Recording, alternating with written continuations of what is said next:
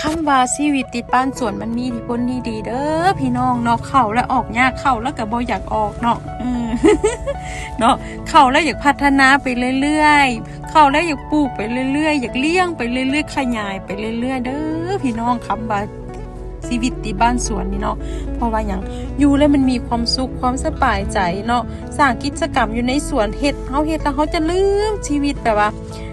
ทิ้งชีวิตที่กังวลอยู่ภายนอกเนาะชีวิตแบบว่าที่ว่าคิดเครียดมาจากภายนอกเมื่อเข้าบ้านสวนปุ๊บทุกอย่างปลอดโปร่งขึ้นมาทันทีเนาะไผเคยเป็นบ่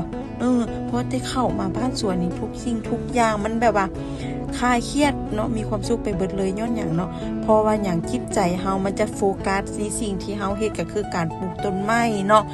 การขยายพันธุ์เนาะการเพาะเลี้ยงต้นไม้มันแบบว่าจิตใจเฮาจะโฟกัสในเรื่องนี้แล้วเขาจะมีความสุขและยิ่งเฮาได้เห็นเนาะสิ่งที่เฮาปลูกออกมากออกผลนี่นะเฮายิ่งมีความสุขเลยโคตรมีความสุขเลยได้พี่น้องเนาะเฮาปลูกอย่างละเป็นมากเป็นผลเฮารู้สึกว่าถึงเฮาจะบ่อยากกินแต่เฮาก็มีความสุขได้แยงได้เบิ่งเนาะได้เอาใจใส่เนาะแต่ละมื้อนี่นะมานี่นะเฮาบ่อยากไปใส่อยู่ผู้เดียวก็ได้เนาะอยู่แบบบ่มีหมู่ก็ได้ถ้าอยู่ในบ้านสวนได้พี่น้องเนาะปล่อยมันสบายใจเนาะยิ่งเห็นแบบว่า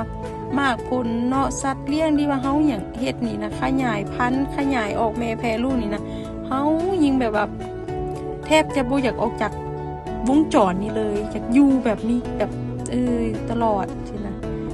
แต่ความเป็นจริงปิดไปบ่ได้เนาะเฮาจงออกไปหาอยู่หากินเพราะว่าเฮามีภาระเด้เนาะต้องหาอยู่หากินหาเงินหาค้ำเนาะหมู่บ้านสวนนี่ก็มีความสุขทุกครั้งที่มาเนาะมีอะไรเห็นอย่างก็เป็นมากเป็นผลเห็นอย่างก็ได้เฮ็ดอย่างก็ได้กินเฮ็ดอย่างก็ออกแม่แพร่ลูกสิมีความสุขเดี๋ยวเห็นอันใดกับได้อยู่ได้กินเบิดโคตรมีความสุขได้พี่น้องเนาะตอนนี้ก็เริ่มจะเพาะเนาะสิ่งที่บ่มักกินเริ่มเพาะเริ่มขยายเนาะวางแผนไปอีกเรื่อยๆคิดว่าจะพัฒนาไปเรื่อยๆให้สวนนับมือนับหนาอยู่ยิ่งขึ้นนับมือนับแบบว่างามยิ่งขึ้นแต่ก็จะค่อยๆพัฒนาไปจะบ่แบบว่า